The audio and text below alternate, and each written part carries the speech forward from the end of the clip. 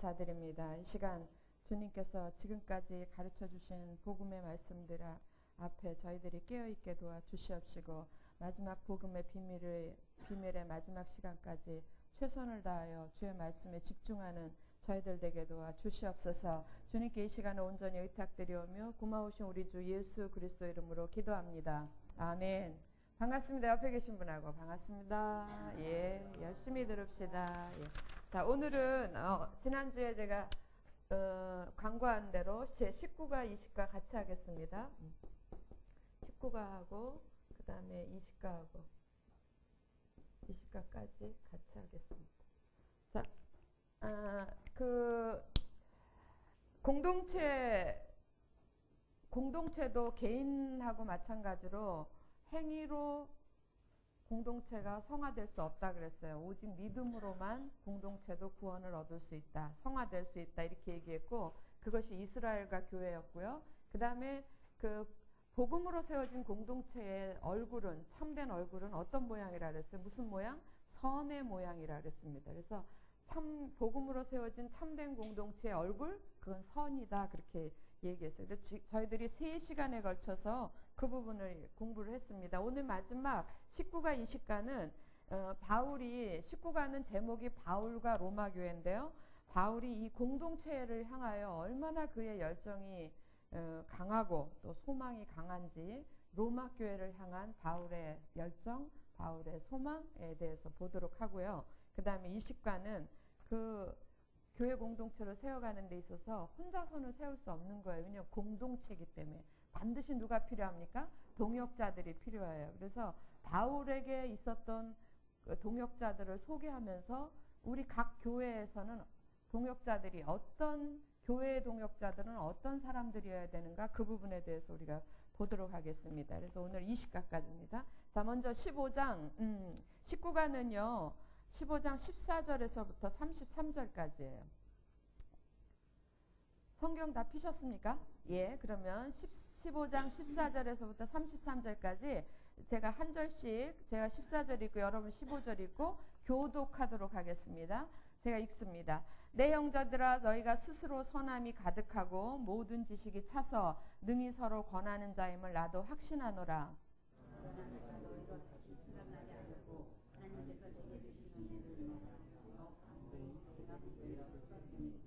이 은혜는 곧 나로 이방인을 위하여 그리스도 예수의 일꾼이 되어 하나님의 복음의 제사장 직무를 하게 하사 이방인을 제물로 드리는 그것이 성령 안에서 거룩하게 되어 받으심직하게 하려 하심이라.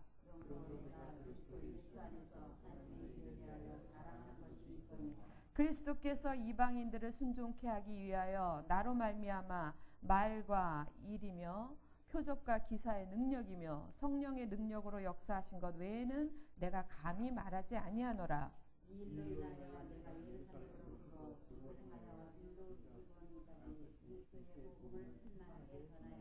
또 내가 그리스도의 이름을 부르는 곳에는 복음을 전하지 않기로 힘썼노니 이는 남의 터 위에 건축하지 아니하려 함이라.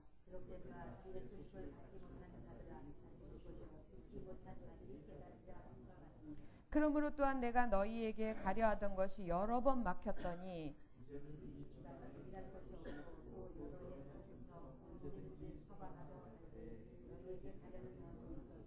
이는 지나가는 길에 너희를 보고 먼저 너희와 교제하여 약간 만족을 받은 후에 너희의 그리로 보내줌을 바람이라.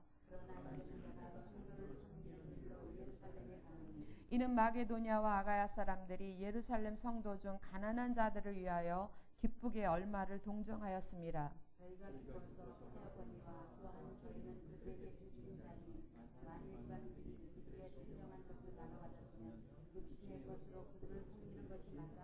그러므로 내가 이 일을 마치고 이 열매를 저희에게 확증한 후에 너희에게를 지나 서바나로 가리라.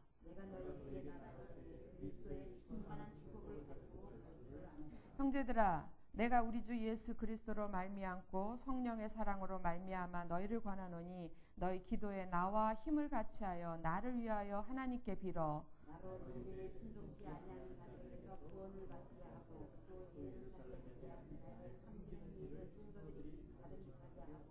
나로 하나님의 뜻을 좇아 기쁨으로 너희에게 나아가 너희와 함께 편히 쉬게 하라. 평강의 하나님께서 너희 모든 사람과 함께 계실지어다. 아멘. 네, 바울과 로마 교회 19가입니다. 자, 그 밑에 설명부터 보겠습니다. 19가의 주제는 로마 교회가 복음의 능력으로 세워지기를 원하는 바울의 마음이에요. 그래서 바울이 로마 교회를 향해서 복음으로 세워지기를 원하는 그 마음을 가지고 자세하게 풀이한 겁니다. 자, 바울이 설명 보겠습니다. 바울이 로마 교회를 세우지는 않았어요. 그러니까 예루살렘의 그 전도 폭발로 인해 가지고 이방인들이 로마에서 자생적으로 세워진 교회가 로마 교회였었어요. 바울이 로마 교회를 세우지 않았으나 그는 이방인의 사도로 로마 교회의 복음의 진리, 곧 믿음의 비밀을 가르치고 싶어 했다 그랬어요. 바울은 로마 교회에게 자신의 사도직, 사도 바울이 사도가 아니라는 그런 루머가 아니고 그런 것들이 이렇게 팽배해 있었어요. 이렇게 다 저게 무슨 사도야? 12사도 외에는 사도가 아니라는 생각 때문에 사도 바울은 매 서신마다 자기가 사도라는 것을 설명을 합니다. 그래서 로마 교회에게도 자신의 사도직에 대해서 설명하고 그 다음에 앞으로 선교 여행을 어떻게 할 것인가에 대해서 자세히 설명하며 로마 교회가 자신의 남은 선교여행에 앞으로 선교여행에 동역자가 되어주기를 요청하는 그런 내용들이 15장 14절에서부터 오늘 저희들이 읽은 33절까지 말씀입니다. 자, 바울이 로마의 편지를 쓴 이유는 다시 생각나게 하려고 그래서 15절 보겠습니다. 그러나 내가 너희로 다시 생각나게 하려고 하나님께서 내게 주신 은혜를 인하여 더욱 담대히 대강 너희에게 썼느니, 그러니까 이미 복음을 들었는데 그걸 다시 생각나게 하려고 다시 쓰는 거예요. 지금 로마 교회한테. 근데 그 내용이 뭐냐면 16절입니다. 내게 주신 은혜거든요. 내게 주신 은혜가 16절이에요. 여러분 16절도 한번 보도록 하겠습니다. 이 은혜는 바울에게 주신 하나님의 은혜는 곧 나로 이방인을 위하여 그리스도 예수의 일꾼이 되어, 그러니까 로마 교회를 향하여서도 복음의 일꾼이 되는 거죠. 일꾼이 되어 하나님의 복음의 제사장 직무를 하게 하사, 그러니까 하나님께서 주신 복음을 다른 사람들에게도 전하게 하게 하사, 이런 내용이에요. 이방인을 제물로 드리는 그것이, 그러니까 이방인들에게 복음을 전해서 이방인들이 거룩한 산제물이 되게, 그러니까 성화되는 거예요. 쉽게 얘기해서 성화되어서 하나님께 바쳐진 일꾼들이 될 수 있도록 그렇게 하는 것이, 그것이 성령 안에서 거룩하게 되어 받으심직하게 하려 하심이라. 이게 이제 사도 바울이 하나님께 받은 사명이고 은혜예요. 죄송합니다. 집사님 감기가 저한테로 오는 것 같아요. 노 땡큐입니다. 감기 사절입니다. 예. 죄송해요. 진짜 죄송합니다. 자, 다시 스타디 거기 보겠습니다. 바울이 로마에 편지를 쓴 이유는 다시 생각나게 하려고 썼다고 했다. 사도들은 다시 생각나게 하는 사역에 대해 커다란 중요성을 부여했다. 왜냐하면 사도들이 해야 할 사역은, 거기서부터 줄을 치세요. 사도들이 해야 할 사역은 요즘 말로 하면은 교회 목회자들이 해야 될, 지도자들이 해야 될 가장 중요한 사역은 복음의 진리에 대해서 명확하게 가르치는 거예요. 명확하게 가르쳐서 성도들마다 믿음의 토대를 마련하게 해주는 게, 이게 가장 중요한 사도들이 해야 할 사역이었어요. 예. 바울은 로마 교회의 이방인 사도로서 자신의 사역에 대해서 설명하고 사역의 공감대를 만들고자 했다. 그리고 예루살렘 교회 방문과 이방인 선교를 위한 앞으로의 스페인 여정에 로마 교회의 적극적인 동력을 원하고 있다. 이게 이제 15장의 내용입니다. 자, 그 내용을 이렇게 세분화해서 보도록 하겠습니다. 첫 번째로는 15장 14절에서부터 21절까지인데요. 21절까지는 바울이 자기 자신의 사역에 대해서 자세하게 설명을 하고 있어요. 자, 이 사역은 우리가 왜 공부를 해야 되냐면, 바울은 내가 해야 될 사역은 이런 것이다라고 이야기를 하는데, 이게 그럼 바울만의 사역인가? 아니다라는 거죠. 이게 오늘날 우리에게 주신 사역이라는 거예요. 무슨 얘기인지 아셨죠? 그러니까 우리가 해야 될 사역이에요. 그거를 세 가지 측면에서 설명하고 있어요. 자, 교회가 목회자의 사역에 대해 바른 이해를 가질 때 복음 안에서의 동역이 가능하다 그랬습니다. 첫 번째, 바울의 사역은 제사장 사역. 무슨 사역? 무슨 제사장? 복음의 제사장 사역. 그러니까 복음으로 하나님 앞에 성도들을 나아가게 하는 것. 이게 첫 번째 사역이에요. 이게 복음의 제사장 사역입니다. 그렇다면 여러분과 저가 많은 주변에 믿지 않는 자들 또는 믿음의 형제들에게 복음을 전해서 그들이 하나님께 온전히 드려지는 그런 일을 한다면 우리가 그게 복음의 제사장 사역이라는 거죠. 이해되셨습니까? 예, 그 부분은 거기 가로 열고 15장 16절에서 17절 이렇게 돼 있는데 16절 한 절만 하세요. 16절. 17절은 아래로 내려가는 거예요. 그래서 17절을 지워주시고 15장 16절. 자, 15장 16절 같이 한 목소리 읽어보겠습니다. 시작. 이 은혜는 곧 나로 이방인을 위하여 그리스도 예수의 일꾼이 되어 하나님의 복음의 제사장 직무를 하게 하사 이방인을 제물로 드리는 그것이 성령 안에서 거룩하게 되어 받으심직하게 하려 하심이라. 예, 이게 사도 바울의 첫 번째 가장 중요한 사역이고 이게 저 뒤에 계신 전도사님 사역이고 또 저와 여러분의 사역입니다. 이해되셨죠? 예, 두 번째 바울의 사역은 성령의 능력으로 행하는 사역이에요. 그러니까 자기의 지적 능력, 자기의 무슨 타고난 그 테크닉 뭐 이런 걸로 하는 게 아니라 성령의 능력으로 행하는 사역이었다. 그래서 그게 17절에서부터 18절입니다. 제가 읽겠습니다. 그러므로 내가 그리스도 예수 안에서 하나님의 일에 대하여 자랑하는 것이 있다 그랬어요. 근데 뭘 자랑하는가? 사도 바울은 아무것도 자랑하지 않았다 그랬는데 자랑하고 싶은 게 있는 거예요. 그게 18절이에요. 그리스도께서 이방인들을 순종케 하기 위하여 나로 말미암아 말과 일이며 말을 하든지 일을 하든지 표적과 기사의 능력이며 그 다음에 성령의 능력으로 역사하신 것 외에는 이 모든 것 말이든지 일이든지 표적이든지 기사든지 이게 다 누가 하시는 일이에요? 성령의 능력으로 역사하신 것 외에는 내가 감히 말하지 아니하노라. 다른 쉬운 말로 얘기하면 내가 행하는 모든 사역은 누가 하시는 것이다? 성령이 하시는 것이다. 예. 저희들도 똑같아야 돼요. 우리가 교회 안에서 무엇을 하든지 이거는 내 힘으로 하는 게 아니라 또 내 실력, 내 뭐 능력 이런 걸로 하는 게 아니라 성령께서 주시는 능력으로 행하는 사역이어야 돼. 그렇지 않으면 잡음이 생겨요. 그렇지 않으면 그렇지 않으면 거기서 이게 문제가 생기는 거예요. 부패가 생기는 거예요. 자, 3번 바울의 사역은 마지막 바울의 사역은 이 부분은 바울만이 유난히 독특했어요. 그리고 우리들은 이런 부분에 대해서 세 번째 사역에 대해서 굉장히 취약해요. 그런데 이것까지도 우리에게 주신 사역이라는 거예요. 세 번째가 뭐냐면 개척자적인 사역이에요. 그래서 바울은 가는 곳곳마다 교회를 세우고 또 세운 교회를 돌아보고 이러는 개척자적인 사역을 했어요. 그게 19절에서부터 21절까지 있습니다. 특별히 20절 보겠습니다. 또 내가 그리스도의 이름을 부르는 곳에는 복음을 전하지 않기로 힘썼노니 이는 남의 터 위에 건축하지 않 이미 복음이 들어가 있고 이미 교회가 세워지고 이런 데서는 사도 바울은 교회를 개척하지 않았어요. 그러니까 복음이 전해지지 않은 곳에 가서 복음을 전하고 하나님 나라를 확장했다라는 거예요. 이게 개척자적인 사역인데 오늘 요즘 세대로 얘기하면 그래서 우리가 평신도들이 교회를 막 세우라는 그 너무 앞서가는 거고 거기까지 가면 좋겠죠. 그런 거보다도 그 있잖아요. 그 뭐 총동원 주일 뭐 이런 거 있죠. 다 잊어버렸네. 그러면 막 총동원해서 전도해 오는 거잖아요. 근데 이제 총동원 주일에 하면은 확실히 많이 와요.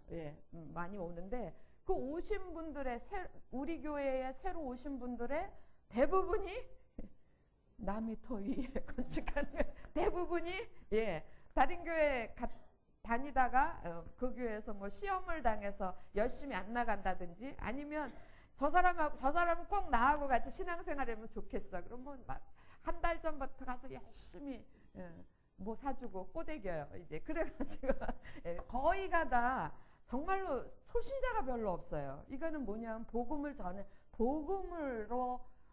전한 그런 개척자적인 사역이 아니고 그냥 남의 터 위에 있는 사람들을 끌어오는 거예요. 물론 왜 있잖아요. 처녀가 애를 낳아도 다 이유가 있다고. 예. 근데 물론 그럴 듯한 이유는 있어요. 예. 그 사람 교회 안 나가는 것보다 낫지 않냐. 예. 그래서 교회를 안 다니고 방황을 해. 그러면 예, 오라 그래. 그런 뭐 합당 비스무리한 이유는 있는데 그보다 그 사람이 이미 복음을 들었으면 그 사람의 신앙은 엄밀하게 따지면 그 사람이 알아서 해야 될 부분이에요. 뭔 얘기인지 알죠? 우리 쭉 들어보니까. 그러면 우리가 해야 될 일은 복음을 모르는 사람들한테 복음을 전하는 게 맞는 거예요. 근데 지금 이 사역을 거의 안 하고 있어요. 예. 이게 교회가 쇠퇴하면 이런 일들이 안 돼. 근데 교회가 이렇게 전성기에는 이런 일들이 막 일어나는 거예요. 나가서 전하지 말라고 그래도 막 만나가지고 복음을 전해서 막 주께로 돌아오는 구원의 역사가 일어나요. 그거는 그때 그러면 자동적으로 뭐가 됩니까? 교회가 막 부흥을 하는 거예요. 근데 부흥하지 않고 쇠퇴기에 들어가면 성도들이 다 입을 다물어요. 닭이 먼저일까요? 달걀이 먼저일까요? 그건 답이 없죠. 없는 거하고 똑같아요. 그러니까 교회가 어두워졌기 때문에 성도들의 입이 다물어지고 또 성도들의 입이 다물어졌기 때문에 교회가 어두워지고 어떤 게 먼저라고 할 수 없는 그런 이렇게 물리고 물리는 상황이 돼서 그게 막 가속을 해요. 가속을 붙어가지고 막 더 빨리 내리막길로 가는 게 문제인데 이제 서로 이런 상황이 돼서 지금 우리나라 한국 교회가 그렇게 됐습니다. 지금 막 비탈길로 내려가는데 한번 좀 냉철하게 생각해 보면 이때 네 잘못이야. 닭이 먼저야, 알이 먼저야. 그러면 그게 더 속도를 붙이는 거예요. 결국 너도 망하고 피차 멸망하는 거예요. 그때 우리가 서로 교회는 교회대로 나는 나는 입을 벌려서 복음을 전하고 우리 각 사람은 교회는 공동체대로 빛으로 다시 회복이 돼야 되고 그런 것들. 우리가 복음을 전하지 않으면 신선한 물이 공급이 안 되는 거잖아요. 무슨 바다가 되냐면 사해 바다가 되는 거예요. 왜 우리가 복음을 전해야 새 피를 공급하는 것처럼 새로운 물이 갈릴리 바다처럼 새로운 물이 자꾸 들어와서 교회 공동체는 다시 살아날 수가 있는데 우리가 입을 다물고 개척자적인 사역을 안 하면 우리 모여있는 거는 시간 문제예요. 교회가 부패되는 건 시간 문제다 이거예요. 우리 모두가 개척자적인 사역을 안 하면 시간차이죠. 시간차. 예. 어떤 교회든지 다 썩게 돼 있어요. 다 이렇게 고여있으면 고인물이 썩듯이 그 안에서 문제가 생기면서 점점점 부패되게 돼 있어요. 더 설명 안 드려도 알겠죠? 그래서 우리가 복음의 제사장 사역도 중요하고 성령으로 행하는 것도 중요하지만 무엇보다도 중요한 건 우리가 잃어버린 개척자적인 그런 사역을 다시 우리가 가져야 돼. 근데 이게 옛날의 사람들은 우리 초창기 교회, 우리 한국교회 사람들한테는 이게 다 있었어요. 다 있었는데 우리가 잊어버린 거예요. 잃어버린 것들을 찾읍시다. 자, 그 밑에 설명 보겠습니다. 바울은 자신의 선교 사역을 제사장 사역으로 묘사했다. 이방인의 심자들을 거룩한 제물로 하나님께 바치는 일로 여겼다 그랬어요. 이 말 있죠. 로마서 12장 1절. 예. 너희 몸을 거룩한 산 제물로 드려라. 이것이 참된 영적 예배다 그랬습니다. 자, 오늘도 목회자들은 복음의 제사장들이다. 저는 괄호 열고 오늘도 우리 모두는 복음의 제사장들이다. 이렇게 설명합니다. 회심한 사람들을 성령 안에서 거룩하게 되도록 가르치고 인도하는 직분을 가졌다 그랬어요. 자, 이방인을 순종하게 하기 위해서 성령의 능력으로 사역했으며 성령이 인도하시는 대로 복음 전하는 일에 자신을 바쳤다. 누가요? 바울이. 예. 바울이 그렇게 바쳤으면 여러분과 저도 바쳐야 됩니다. 자, 두 번째 텀은요. 둘째는 이제 바울이 나머지 22절부터 34절까지는 앞으로 바울이 어떤 복음 전하는 사역 계획을 이야기하는 거예요. 그래서 여행 계획이라고 그랬는데 이 여행 계획은 선교 여행이에요.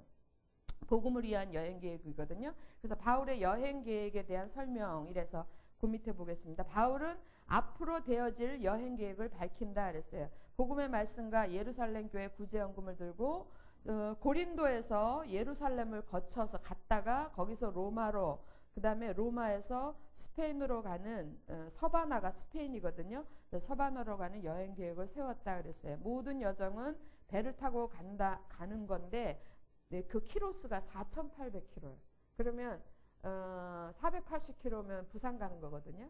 그러니까 부산을 몇 번을 왔다 가야 10번, 그러니까 왕복 5번 하는 거리를 그 배를 타고 도보로 이렇게 여행을 하는 힘든 여행이었어요. 자, 1번. 첫 번째로 바울이 로마 방문 계획이 있었어요. 근데 계획만 있었지 이거는 이제 바울 로마에 가고 싶은 그런 마음을 적은 게 22절에서부터 24절입니다. 22절 보겠습니다. 그러므로 또한 내가 너희에게 가려 하던 것이 여러 번 막혔더니, 그러니까 사도 바울은 로마에 가고 싶었어요. 그런데 그럴 때마다 여러 번 막혔어요. 그리고 이제는 23절, 이제는 이 지방에 일할 곳이 없고 이제 복음 여기선 다 전했고 또 여러 해 전부터 언제든지 서바나로 갈 때에 너희를 거쳐서, 그러니까 너희에게 가려는 소원이 있었으니 이는 지나가는 길에 너희를 보고 먼저 너희와 교제하여 약간 만족을 받은 후에 너희의 그리로 보내줌을 바람이라. 그래서 사도 바울은 서바나가 끝인데 서바나 가기 전에 로마에 들리고 싶었던 그런 계획이 있었어요. 그런데 이게 바뀝니다. 이 여행 계획이 바뀌어요. 갑자기 일이 생겨가지고 바뀌는데 그 일이 무슨 일이냐면 예루살렘을 가야 될 일이 생겼어요. 그게 이제 25절에서부터 27절입니다. 예루살렘을 왜 가나 봅시다. 자, 예루살렘 25절 보겠습니다. 그러나 이제는 원래는 내가 서바나로 갈 때에 중간에 너희한테 가려고 그랬는데 지금은 반대 방향으로 가는 거예요. 서바나로 가는 거는 서쪽으로 가는 거고 예루살렘으로 가려면 동쪽으로 가야 돼요. 반대 방향으로 가는 거예요. 그래서 25절 그러나 이제는 내가 성도를 섬기는 일로 예루살렘에 가노니 그랬어요. 그러니까 성도 예루살렘 교회에 뭔가 할 일이 생긴 거예요. 사도들의 부탁을 받고 뭘 갖다 주는 거예요. 연보를 갖다 줍니다. 26절 구제헌금을 갖다 주는 거예요. 이는 마게도냐와 아가야 사람들이 예루살렘 성도 중 가난한 자들을 위하여 기쁘게 얼마를 동정하였습니다. 그래서 마게도냐 사람, 교회 사람들, 아가야 사람들이 구제헌금을 걷어가지고 예루살렘 교회에 있는 가난한 자들한테 전해달라고 부탁을 한 거예요. 거기에 누가 뽑혔냐면 바울이 뽑혔어요. 바울 네가 왔으면 좋겠다 이렇게 된 거예요. 그래서 바울이 그걸 들고 갑니다. 그래서 27절 저희가 기뻐서 하였거니와 또한 저희는 그들에게 빚진 자니 이방인들은 예루살렘 교회 유대인들한테 빚진 자 맞죠? 예, 그 빚진 자니 기뻐서 했지만 사실은 빚 갚는 거다 그 얘기죠. 예, 만일 이방인들이 그들의 신령한 것을 나눠 가졌으면, 그러니까 복음은 어디에서부터 시작해서 우리 배웠죠? 유대인, 예, 유대인에서부터 시작했던 것을 우리 이방인한테 온 거잖아요. 그래서 신령한 것을 나눠 가졌으면 그러면 당연히 육신의 것으로라도 그들을 섬겨야 되는 게 마땅하지 않냐 그 얘기예요. 육신의 것으로 그들을 섬기는 것이 마땅하니라. 예, 그런 얘기. 그래서 갑자기 서쪽으로 가려고 했던 여행 계획이 바뀌어서 예루살렘으로 일단 갑니다. 예, 그 2번에 밑에 거기 설명 거 있어요. 예루살렘 교회의 어려움을 위해 마게도냐와 아가야 사람들이 동정 연보를 전달하는 일을 위해 바울이 선정되었다 그랬어요. 바울이 이방 교회의 예루살렘 교회를 돕는 코이노니아를 중요하게 생각하고 동참을 호소했다. 그 동정과 후원은 거룩한 빚이었다. 빚이 아니고 빚진 거예요. 예, 이방인들이 받을 자격 없는 신령한 복을 유대인들로부터 받았기 때문에 아까 얘기한 것처럼 육신의 것으로 나누는 것은 마땅하다 그랬어요. 자, 그리고 예루살렘 교회에 갔다가 거기서 이제 서바나로 떠나는 거예요. 서쪽으로 떠나는 계획이 있습니다. 이게 28절, 29절이에요. 28절, 로마서 28절 보세요.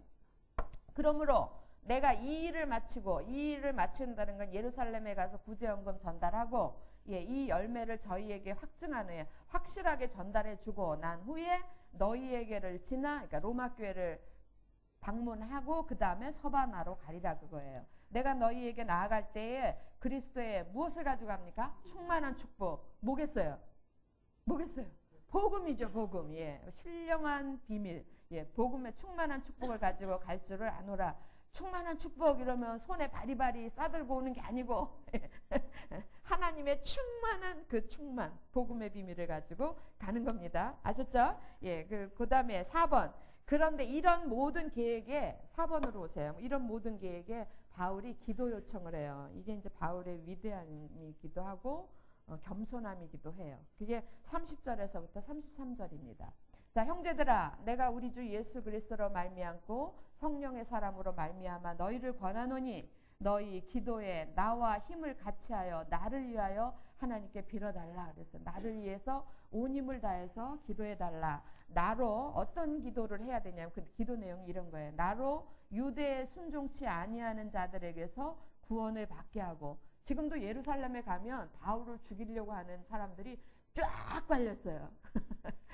저것이 아직까지도 유대인들 속에는 저것이 지옥의 땔감밖에 안 되는 이방인들한테 그 신성한 구원을 이야기하고 다니니까 이건 이상한 거예요. 예, 그래서 바울을 잡아 죽이려고 눈에 불을 켜고 있습니다. 그래서 나로 유대 31절 나로 유대에 순종치 아니하는 자들에게서 구원을 받게 하고 또 예루살렘에 대한 나의 섬기는 일을 성도들이 받음직하게 하고. 예, 지금 뭘 가져?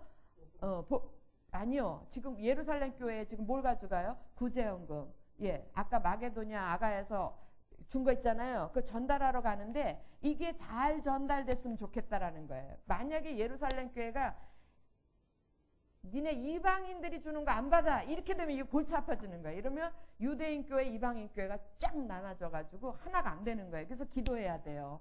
그래서 유대인 교회, 예루살렘 교회, 유대인 교회가 정말 그걸 감사함으로 받을 수 있게, 기쁘게 받을 수 있게 기도해달라 그 얘기예요. 그리고 32절 나로 하나님의 뜻을 좇아 기쁨으로, 그 다음에는 그 일 다 마치고 난 다음에 기쁨으로 너희 로마 교회에 다시 나아갈 수 있도록, 그래서 너희와 함께 편히 쉬게 할 수 있도록 기도해달라 그런 거예요. 그리고 33절 평강의 하나님께서 너희 모든 사람과 함께 계실지어다 아멘. 기도 부탁을 해요. 너무너무 겸손하죠, 그죠? 그거에 대한 설명이 그 4번에 기록되어 있어요. 여러분 이 교재만 가지고 읽어도 누구 설명을 안 들어도 여러분이 충분히 복음에 대해서 이해할 수 있고 그 다음에 누굴 가르칠 수 있어요. 자, 보겠어요. 바울은 예루살렘 방문을 위해 두 가지 기도를 요청한다. 예루살렘 교회가 자신이 가져온 후원을 거부한다면 유대 그리스도인들과 이방인 그리스도인 사이에 돌이킬 수 없는 분열이 생기는 거예요. 이건 안 되는 거예요. 그래서 기도 요청을 해요. 첫 번째로 바울은 유대 교회와 이방 교회가 그리스도 안에서 하나가 되도록 이 선물을 잘 받아야 돼요. 그래서 그래 연합되도록 기도를 부탁한다. 그리고 로마로 나가는 길을 위해서 다시 로마 교회 방문을 위해서 기도를 요청했다 그랬어요. 그 다음에 밑에 썸머리 내려옵니다. 썸머리. 바울은 이처럼 복음에 대한 열정이, 공동체를 향한 복음에 대한 열정이 가득했어요. 그래서 로마서 편지를 통해 로마 교회의 복음의 비밀을 다시 한번 가르치고, 가기 전에 먼저 이렇게 편지를 보내서 가르치는 거예요. 그리고 이 다음에 가면은 거기 가서 또 뭐 하겠어요? 니네 편지 다 읽었지? 읽고 다 알았지? 이렇게 하는 게 아니라 거기 가서 또 복음을 전하는 거예요. 그러니까 먼저 편지로 가르쳐주고, 지금 로마서 1장부터 16장까지 먼저 가르쳐주고, 그리고 또 나아가서 또 가르치는 거예요. 그래서 다시 보겠습니다. 로마서 편지를 통해 로마 교회의 복음의 비밀을 다시 한번 가르치고, 로마 교회를 선교 여행의 동반자로 요청하고, 복음에 설 수 있도록 다 먼저 복음을 가르치고 난 다음에 사도 바울의 동역자로 세우려고 그러는 거예요. 그래서 여러분 선교 사역을 하면 사도 바울이 뭔 돈이 있겠어요, 그죠? 예, 그래서 그거를 돈도 돈이고 같이 복음의 동역자가 될 수 있도록 요청하는 거죠. 그래서 이방인 교회는 로마 교회죠. 이방인 교회와 유대인 교회가 다시 그리스도 안에서 하나의 교회가 되는 일에 자신을 헌신했다 그랬습니다.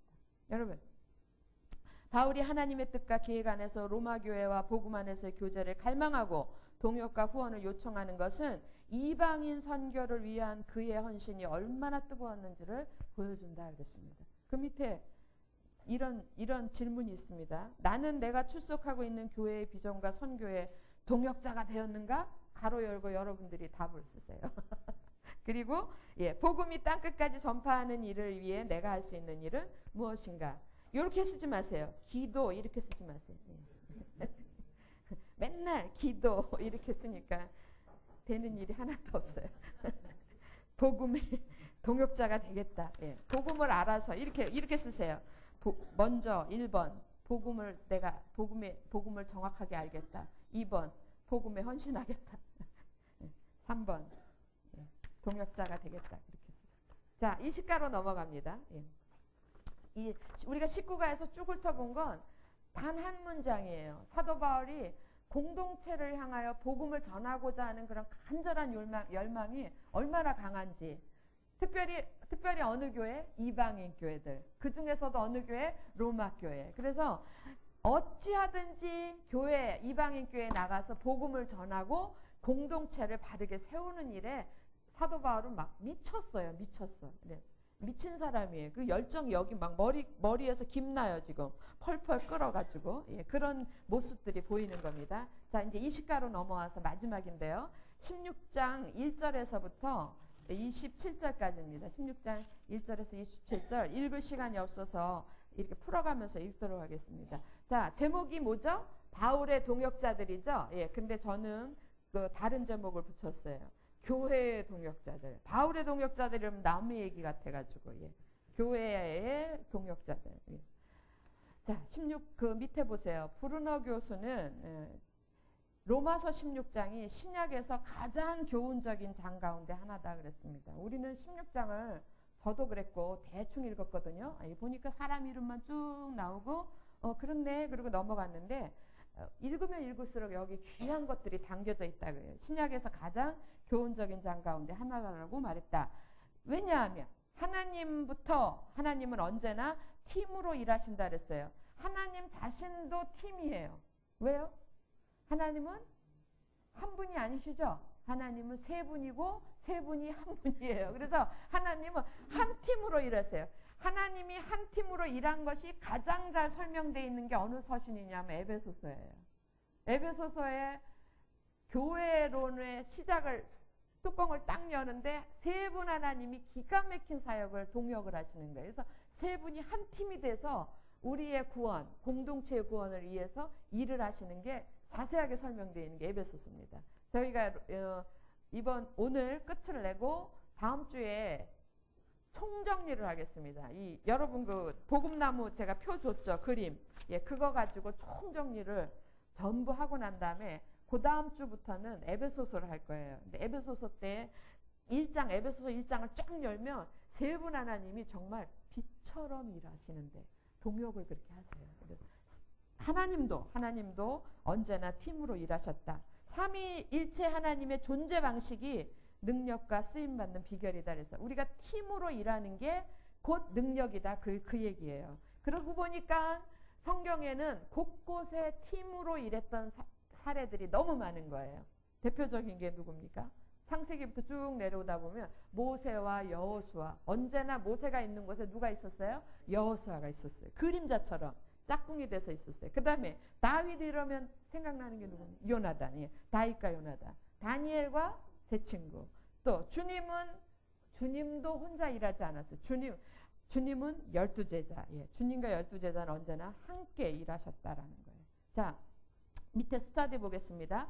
자, 바울은 16장에서 많은 사람들의 이름을 얘기를 하는데 제일 먼저 누가 나오냐면 여자가 나와요. 제일 먼저 자매 베베를 천거한다 그랬어요. 왜냐하면 베베가 바울의 편지를 로마로 갖다 주는 그런 임무를 맡은 거죠. 그래서 제일 먼저 이야기할 가능성이 큰 거. 그다음에 그녀는 또한 다른 일로 로마로 가야 했기에 바울의 추천서를 들고 가야 했다 그랬어요. 그리고 바울의 26명 사람들에게 문안을 하는데 그들 모두마다 바울이 너무 감사해 가면서 쓰는 거예요. 누구는 감사하고 이래서 감사하고 저래서 감사하고 이러는 거예요. 그래서 마지막 절 보세요. 오늘도 주를 위해 헌신하는 사람들의 이름이, 여러분 이런 얘기 혹시 들어보셨나요? 우리들이 사도행전이 몇 장이죠? 사도행전 몇 장이 끝이죠? 28장. 그러나 사도행전은 28장까지 기록돼 있지만 그러나 사도행전은 28장에서 끝나지 않는다. 사도행전 29장을 쓰는 사람들 누구예요? 저와 여러분이 사도행전 29장을 써야 되는 거예요. 사도 바울은 28장까지 쓰고 사도행전을 끝을 냈는데 그 다음에 우리들이 사도행전 29장 30장을 써가야 되는 거예요. 자, 그거하고 똑같은 원리로 로마서 16장에는 26명의 사람들만 기록이 돼 있지만 그 이후에 많은 하나님의 동역자들이 이름이 로마서 16장에 쫙 올라가는 거죠. 그리고 저와 여러분의 이름도 올라갈 줄로 믿습니다. 자신 없군요. 아멘. 예, 저만 하겠습니다. 문제 1번. 자, 그 사람들의 면면을 한번 살펴보겠습니다. 자, 1번은요. 베베에 대해서예요. 베베는 자신의 재산을 교회와 선교에 후원한 자매였다. 바울은 베베를 어떻게 소개하고 있는가?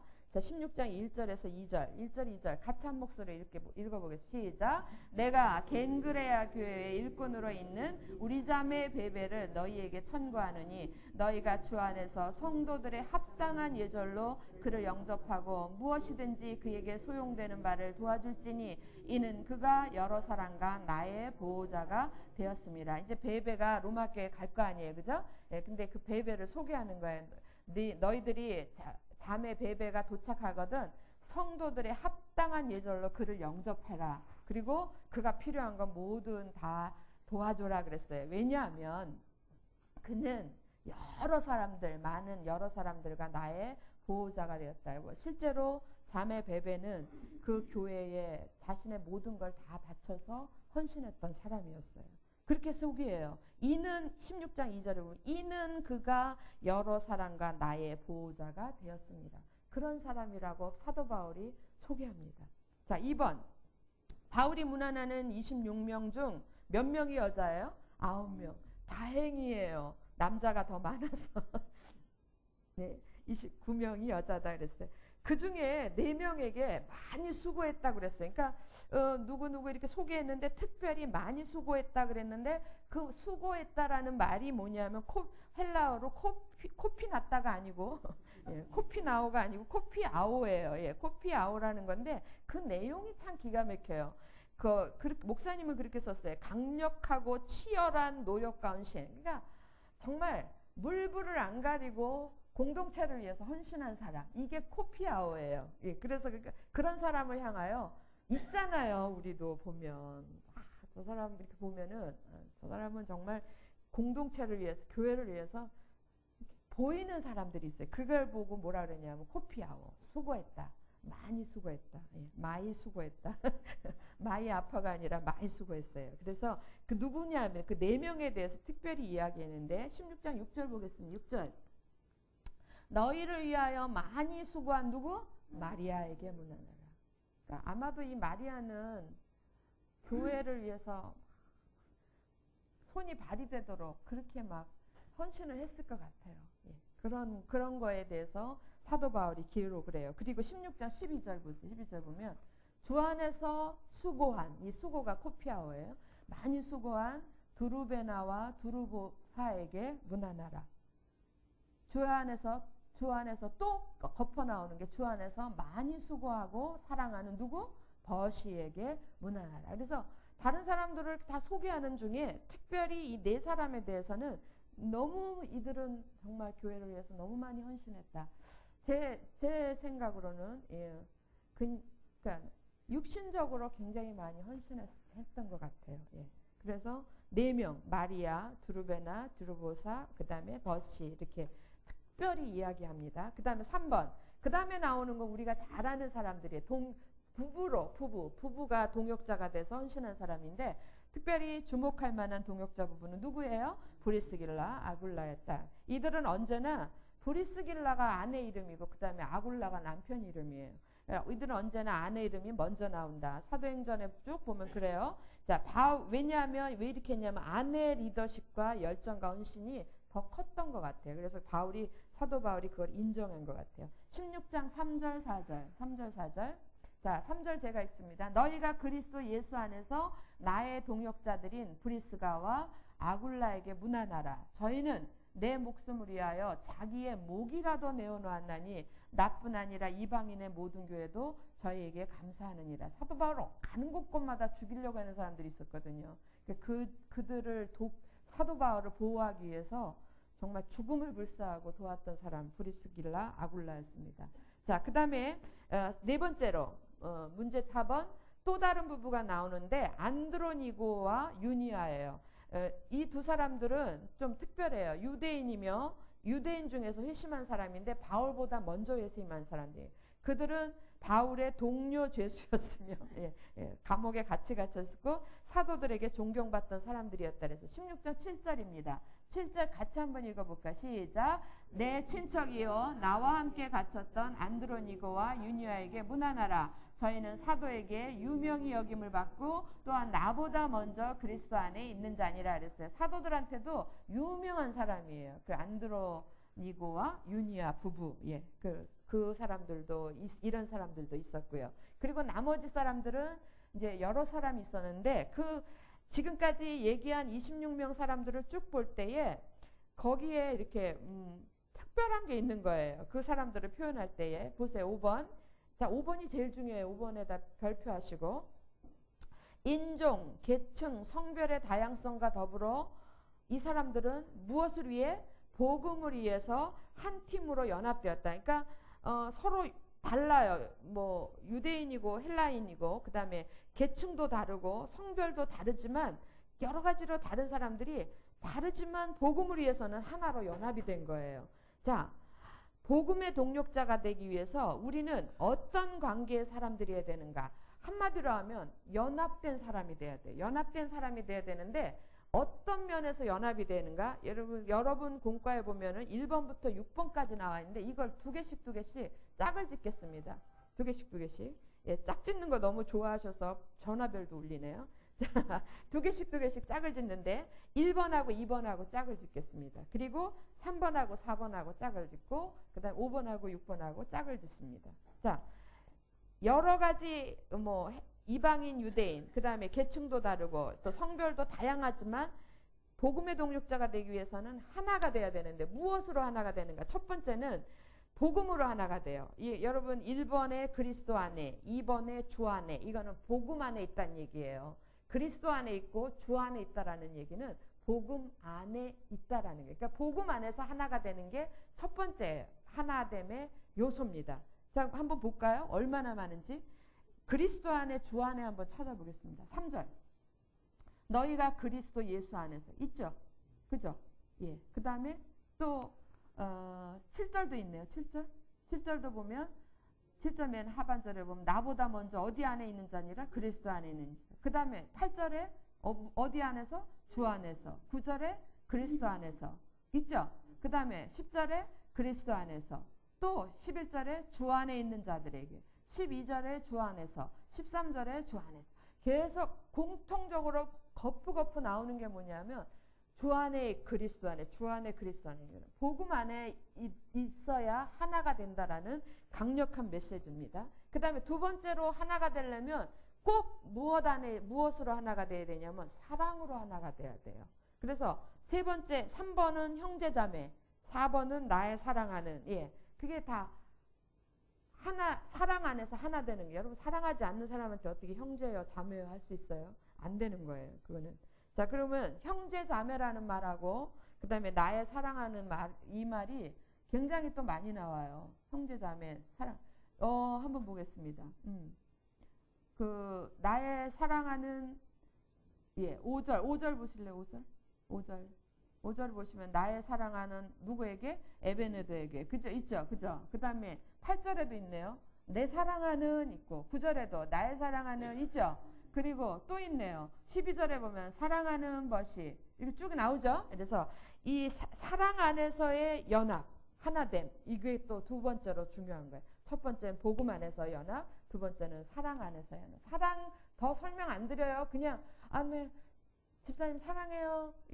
그건 그런 사랑 말고요. 그런 사랑 말고 무슨 사랑?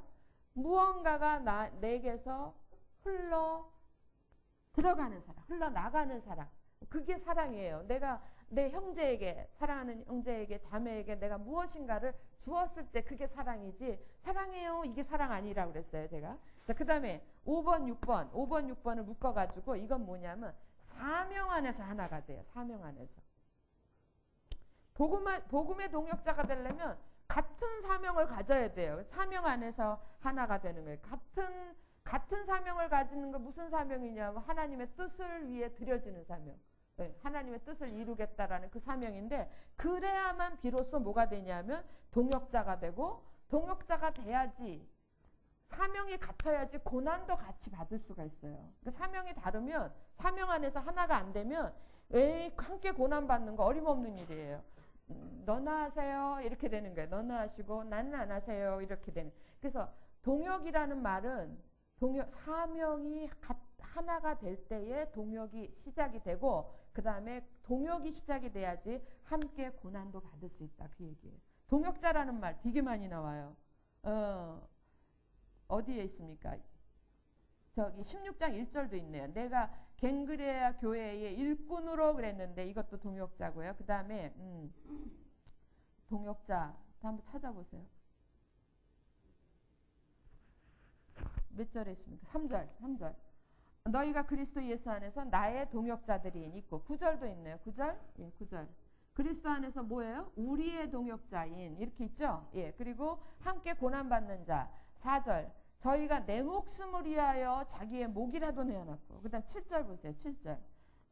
함께 뭐 했다고요? 나와 함께 어떻게 했다고요? 갇혔다 그랬어요. 나와 함께 갇혔다. 예, 그래서 함께 고난받은 거. 네. 여러분, 다시 5번을 다시 정리를 하면 복음의 동역자가 되기 위한 3가지 중요한 요소가 뭐예요? 복음에서 하나가 돼야 된다. 또 하나는 예, 사랑 안에서 하나 돼요. 사랑해야지 동역이 되지. 사랑 안 하면 보기 싫어요. 예, 같이 있기 싫어요. 그 다음에 사명 안에서 하나가 돼야 돼요. 이해되셨죠? 그 다음에 6번은 지금 16장을 쭉 읽어보면 좀 특이한 게 있어요. 특이한 게 뭐냐면 그들이 모였던 섬기는 교회예요. 섬기는 교회가 어디였냐면 다 가정집 교회, 집이었었어요. 집. 그래서 그 6번이 그렇게 나오는 겁니다. 바울의 동역자들은 다 어디에서 모였냐면 가정집 교회에서, 집에서, 가정집에서 모였다. 초대교회의 교회 형태였던 가정집 교회에 대해서 6번이나 언급한다 그랬습니다. 그래가지고 한번 보겠습니다. 예, 5절에 보세요. 5절. 또 그다음 뭐라 그랬죠? 또 저희 교회에게도 문안하라 그랬는데, 이 저희 교회, 브리스길라 아굴라가 어디 교회를 세웠는데, 교회가 있었는데 이 사람들의 교회는 어디에 있었냐면 그들 집에 있었어요. 그러니까 브리스길라 아굴라 집에 교회가 세워졌어요. 그래서 이 교회 이름은 무슨 교회일까요? 아굴라 교회겠죠. 아마도 예, 브리스길라 아굴라 교회 그렇겠죠. 이게 제가 생각한 거예요. 그 다음에 10절 보시겠습니다. 10절. 그리스도 안에서 인정함을 받은 아벨레에게 문안하라. 아리스토블로의 뭐라고요? 권속에게, 그러니까 권속에, 그 가족들에게 문안하라 그랬는데 이때 그 가족이 교회예요. 교회. 그래서 이 집에 그 교회가 모여 있는 거예요. 그 다음에 11절도 보겠습니다. 내 친척 헤로디안에게 문안하라. 나기수의 권속중, 예, 모여 있는 권속중, 이게 교회예요. 권속중 주 안에 있는 자들에게. 그다음 14절도 있습니다. 아승구라도와 블레곤과 허메와 바드로바와 허마와, 그 다음에 뭐라 그랬어요? 저희와 함께 있는 형제들, 이게 교회예요. 그래서 다 이게 집에서 모이는 거예요. 그러면 이 중에 이제 어느 집에서 모이는 거죠. 이 중에 어느 집에. 그 다음에 마지막으로 15절 보세요. 15절. 빌롤로고와 율리아와 또 네레오와 그 자매와 올름바 집에서 모이는 거. 올름바와 저희와 함께 있는 모든 성도에게 문안하라. 그래서 초대교회의 특징이 뭐냐 하면 다 작은 교회들로 가정집에서 모였다라는 거예요. 그래서 이거를 이제 조 목사님은 가정집 교회라고 그러는데, 이거는 이 당시에 초대교회만의 문제가 아니고 지금 뭐 지하교회들, 중국의 지하교회들이 다 어디서 모여요? 어디서 모이겠어요? 북한의 지하교회 다 어디서 모여요? 그 집에서 모여요. 근데 유독 대한민국 남쪽에서만 집에서 모이는 게 잘 안 돼요. 왜 안 될 것 같아요? 복음에 드려지지 않아서 안 돼. 헌신이 안 되는 거예요. 그러니까 복음이 없으니까 헌신이 안 되는 거예요. 자기 집을 내놓을 만큼 헌신이 안 되는 거예요. 저도 한 1년 넘게 해봤는데 복음으로 하니까 힘들지 않은데 복음으로 안 하면 힘들 거예요. 틀림없이. 그 매번 거기서 모이는 게 힘들고 어렵고 막 짜증나고 그럴 거예요. 근데 솔직히 얘기해서 저는 안 힘들었어요. 너무 좋았어요. 그리고 그 모임 자체가 지금도 너무 눈에 선해요. 너무 즐거웠고 너무 행복했고 그랬던 날들이었습니다. 그래서 이거 가지고 가정집 교회 가지고 조 목사님이 이제 거기다 밑에다 설명을 붙여놓은 게 교회에는 세 종류가 있다 그랬습니다. 세 종류인데 뭘 가지고 세 종류라고 그랬냐면 교회의 사람 구성원들을 두 부류로 나누는 거예요. 이렇게 나누면 안 되는데 일단 나눠봅시다. 목사와 그 다음에 성도 이렇게 나누고 그 다음에 이 교회가 가지고 사용할 수 있는 공간을 둘로 나누면 건물 있죠, 그죠? 교회 건물. 지금 이게 여기 이 건물. 그 다음에 또 하나는 뭐가 있겠어요? 집이 있겠죠, 집. 예. 그래서 요거를 이렇게 네 가지 요소를 가지고 이 네 가지 요소가 어떻게 조합이 되느냐에 따라서 교회가 이런 교회 저런 교회 만들어지는데 그게 또 시대적인 거하고 맞아떨어져요. 그래서 여러분 보세요. 제일 먼저 목사하고 건물하고가 연결이 되면 이렇게 연결이 되면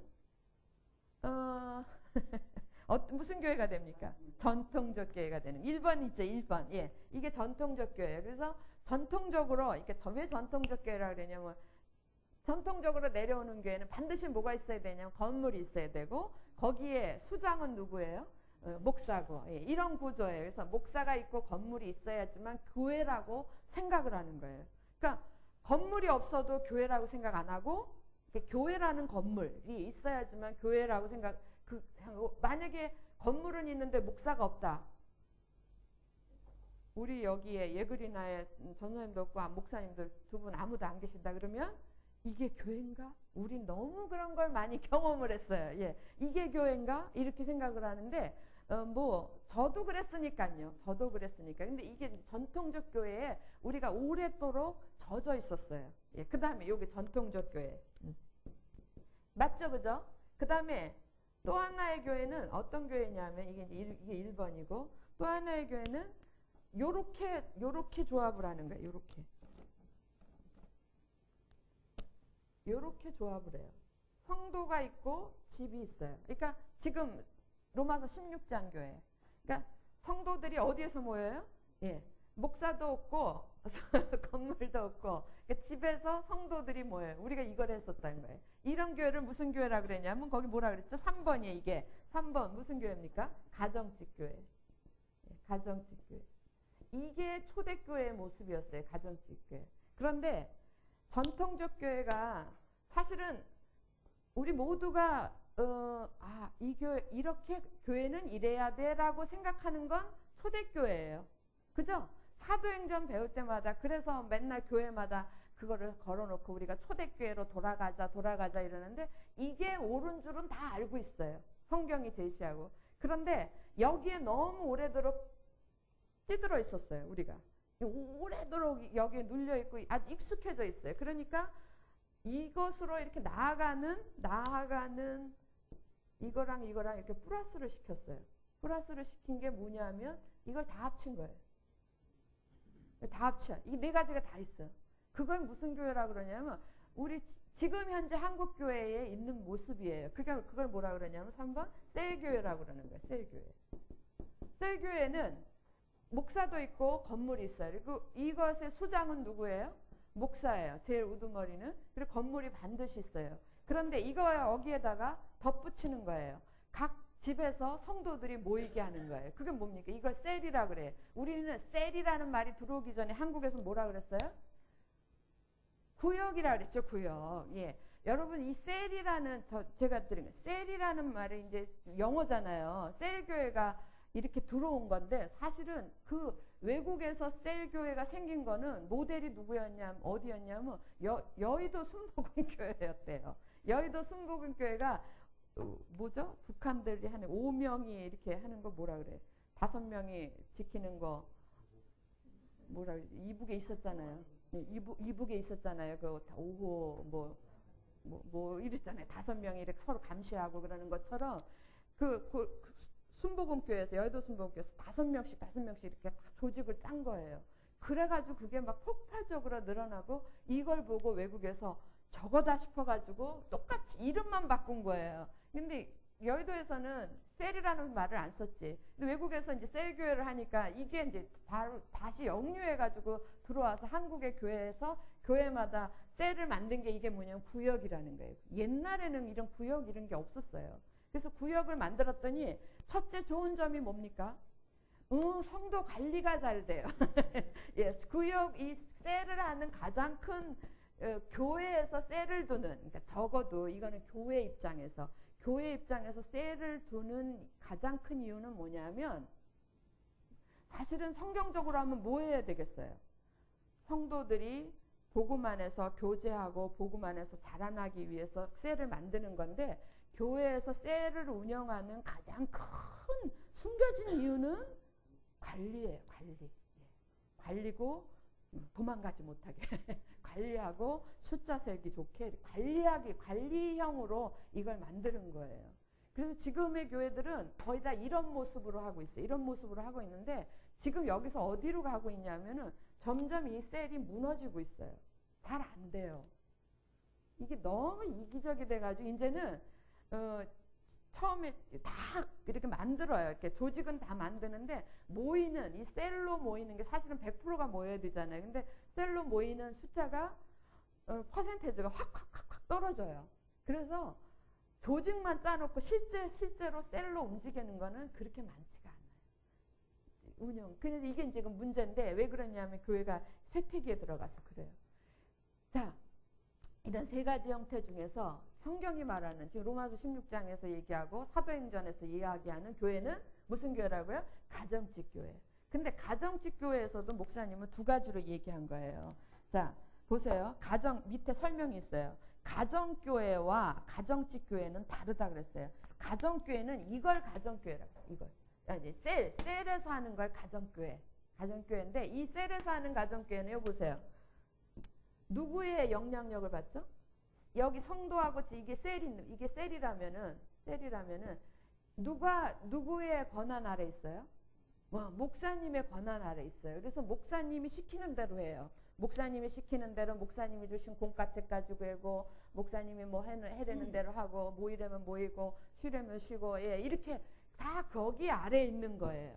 그러니까 이거를 조 목사님은 이제 이거하고 초대교회하고를 구분을 시키는데 이게 표현을 그렇게 바꾼 거예요. 그래서 이거는 가정교회라고 그러고 지금 로마서 16장에 사도행전에 나오는 교회는 가정집 교회라고 그러는데 집에서 모이는 건데 이거는 이게 없어요. 이게 없는 거예요. 없고 성도와 집인데 목사가 없는데 어디에 있냐면 이렇게 위에 있지 않고 어디에 있냐면 목사님이 여기 계세요. 목사님이 여기 계시다고요. 아까 셀교회는 목사님이 여기 계세요. 예, 여기서 이렇게 내려오는 거예요. 내려오는 거고 가정집 교회는 목사님이 아래에 있어요. 아래에 있어가지고 지원을 해주는 거예요. 그러니까 후원을 도와주는 거고 실제로 이 교회는 누가 운영을 하냐면 성도들이 다 같이 운영을 해요. 그런데 이게 숫자가 많지 않고 작으니까 성도들이 다 같이 할 수밖에 없더라고요. 예. 심지어는 누구까지 참여하냐면 애들까지도 다 참여하게 되더라고요. 그러니까 뭘 하나 하려면 네 생각엔 어떠냐 이러고 애들까지도 다 의견을 물어보고 그리고 기도도 다 같이 해야 되고 다 같이 움직여야 되고 예. 뭐를 해도 같이 할 수밖에 없는 그런 구조가 딱 그렇더라고요. 일부러 그렇게 안 만들어도 그렇게 되고 모두가 다 성도들이 다 모두가 이렇게 평행선상에 있게 돼 있어요.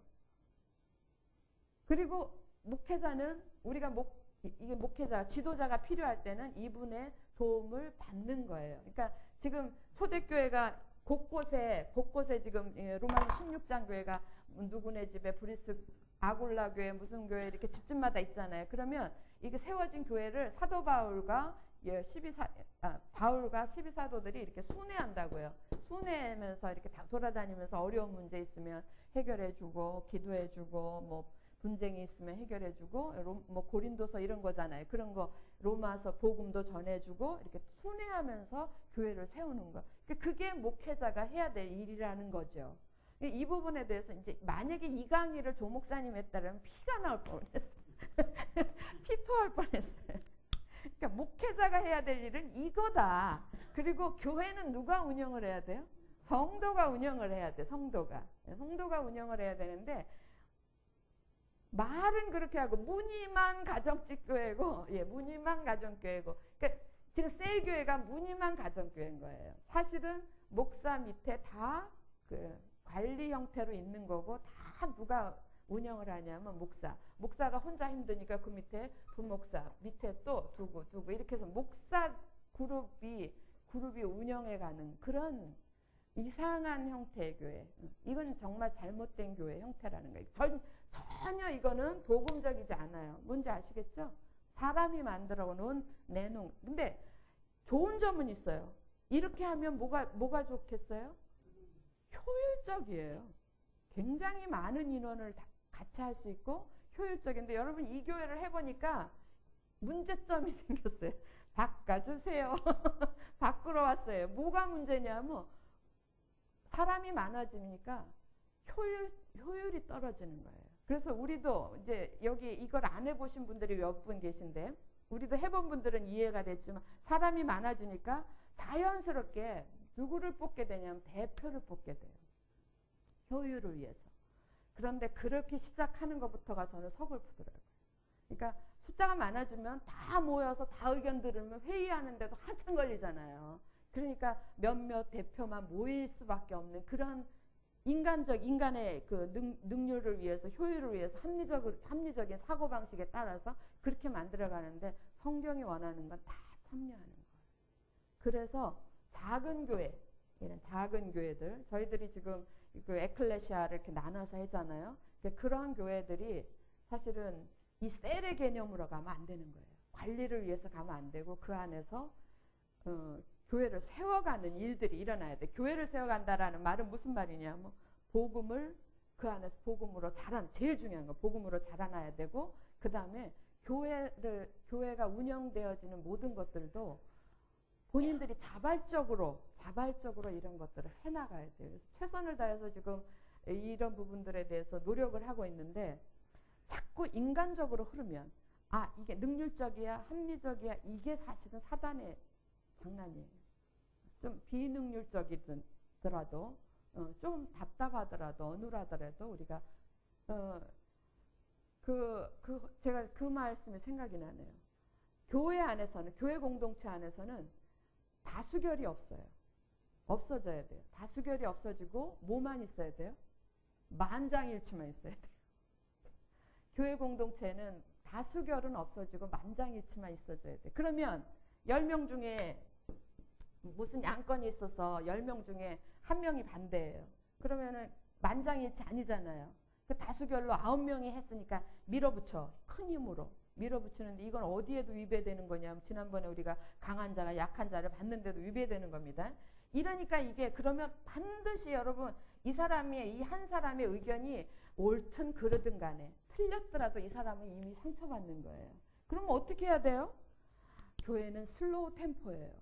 어떻게 해야 돼요? 이 사람이 이거를 납득할 수 있을 만큼 기다려줘야 되고 기도해야 돼요.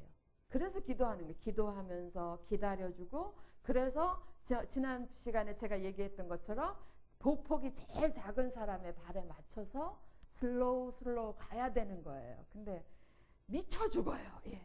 그 깝깝해서. 그러니까 너 빠져.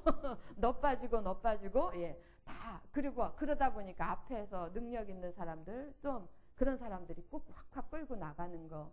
뭐 이런 모습이 저희 가운데도 여전히 있긴 있습니다. 근데 옳은 거는 어떤 게 옳은 건가 하면 우리가 분명히 알아야 돼요. 뭔지 알겠죠? 예. 보겠습니다. 그 밑에 16장 설명 다르시고, 밑에 16장 17절에서부터 27절, 이제 바울은 로마 교회에 마지막으로 경고의 말과 인사말을 남긴다 그랬습니다. 자, 경고의 말은 어떤 거냐면 1번, 바울은 분쟁을 가져오는 사람들에 대해서 세 가지를 경고하고 호소한다. 자, 분쟁을 가져오는 사람 17절입니다. 17절 우리 같이 한번 읽겠습니다. 시작. 형제들아, 내가 너희를 권하노니 너희 교훈을 거스려 분쟁을 일으키고 거치게 하는 자들을 살피고 저희에게서 떠나라 그랬어요.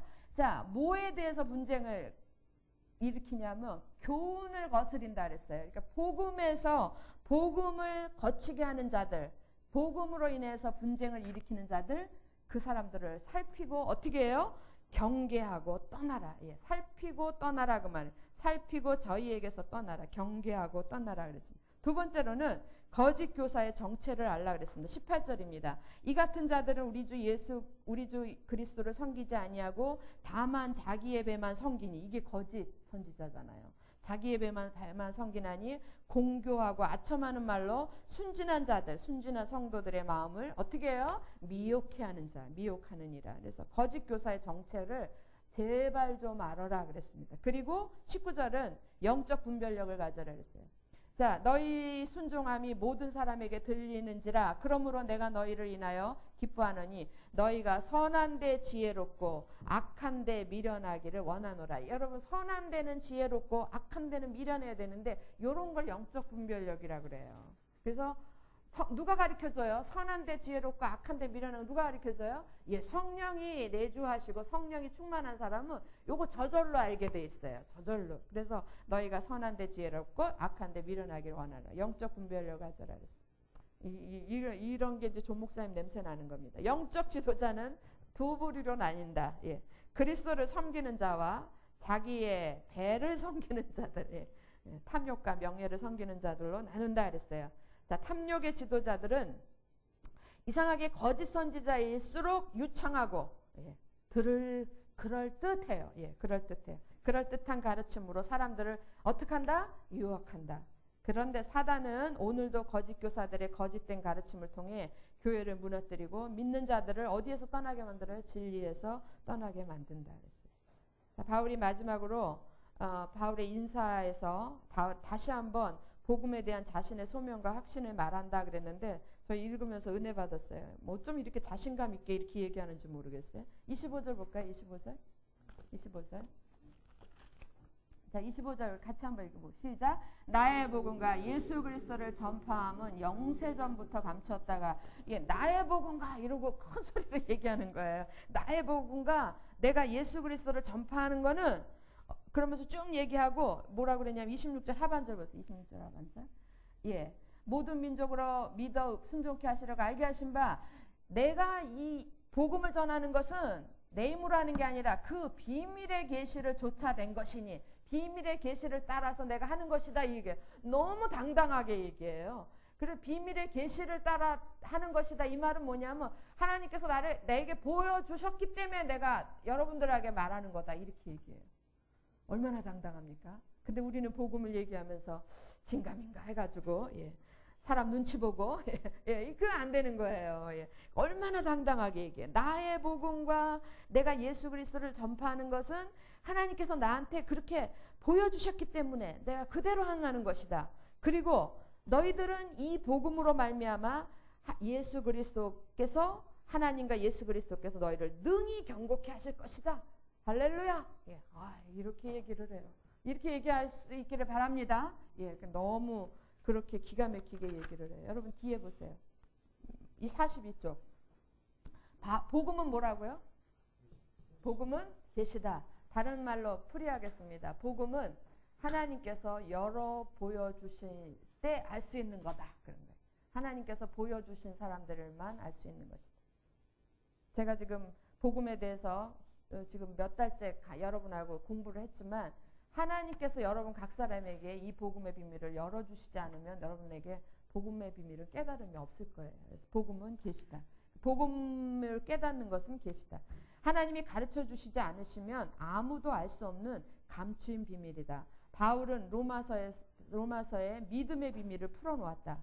하나님께서 가르쳐 주신 믿음의 비밀을 풀어놓은 거예요. 모든 민족으로 믿어 순종케 하시려고, 믿음에 순종하는 사람이 되려면 먼저 뭐에 대해서 분명해야 돼요? 믿음에 대해 분명하고 정확한 지식을 가져야 된다. 근데 이 믿음은 어디에서 오느냐 하면 이게 복음에서 오는 거예요. 로마서는 믿음으로 믿음에 이르게 하는 과정. 이제 알겠죠? 믿음으로. 예. 1층. 우리 집사님 좋아하는 1층. 예. 무슨 믿음?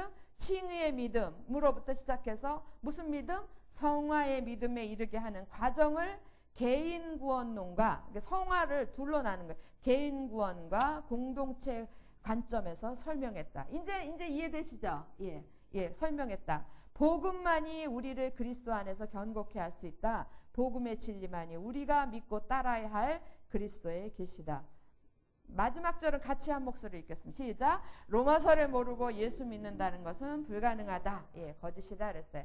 복음을 모르고 예수를 믿는다라는 것은 그건 이상하다 이거예요. 그거는 아마도 가짜일 것이다 그런 얘기예요.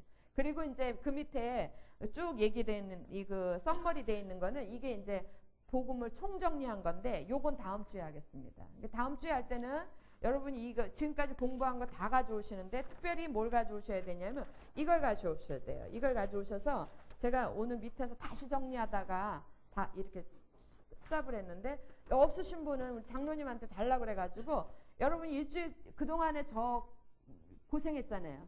이번 주에는 적어도 앉아서 1시간 시간 내서 공부한 거 다 여기다가 요점을 적어 오세요.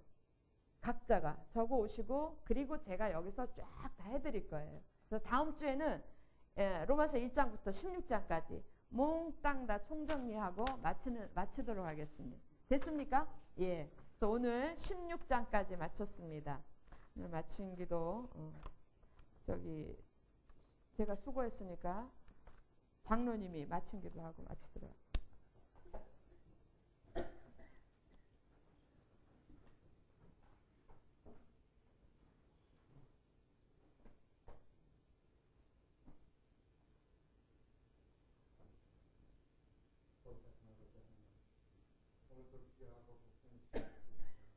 저희들이 하나님 말씀을 더 깊이 알 수 있도록 도와주시면 참으로 감사드립니다. 아멘. 아버지 우리가 하나님께서 저희들을 구원하시며 저희들을 부르신 그 은혜에 합당한 삶을 살아야 될지인데 아직까지도 세상에 묻혀서 세상과 계산하며 살고 있는 저희들 모습을 볼 때 참으로 아버지 하나님 저희들 주님 앞에 부끄러움을 느낍니다. 사도 바울과 아버지 주님의 복음을 위해서 평생을 저희들 몸과 마음과 뜻과 목숨을 다 드릴 수 있는 그런 일꾼들 되어 주게 하여 주시옵소서. 아멘. 정말 아버지 하나님 이 주님께서 주신 공동체 안에서 호피하는 일꾼으로서 살아갈 수 있는 저희들에게 도와주시옵소서. 아멘. 정말 앞으로도 말씀을 더 사모하고 하나님을 더 사랑하는 그러한 자로 하나님 주님 앞에 헌신되어지는 저희들 되게 하여 주시옵소서. 아멘. 감사드리며 예수님 이름으로 기도드립니다. 아멘. 예, 수고하셨습니다. 감사합니다.